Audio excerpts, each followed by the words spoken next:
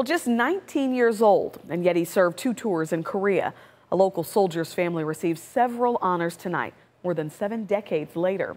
New at 10, 41 Action News reporter Sarah Plake shares what the ceremony means for the family. He was a man that went on a second tour in Korea even though he was wounded. Private First Class Edward Comstock is still missing in action, but his family was adamant that they honor him for his service. Nearly 7 decades ago, a young Kansas City soldier named Edward Comstock was reported missing in action during his service in the Korean War. His family is finally receiving some of the closure they've been looking for. The U.S. Army Command at Fort Leavenworth presented his family with the awards he earned, including the Purple Heart. This is just a little piece of him. Terry Stone King never met her uncle, but grew up knowing his sacrifice. This is the picture that hung in my grandmother's living room for years, so he was never forgotten. His absence weighed on them all these years.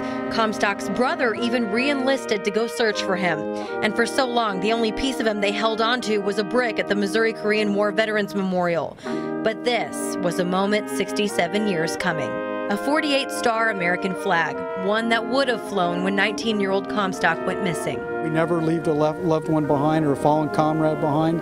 We may not be able to do it immediately, but we never stop in our efforts to do so. It melts my heart that at least what we've done today is just a little symbol of what Edward meant. Estimates show that 8,000 military members went missing in action in the Korean War alone.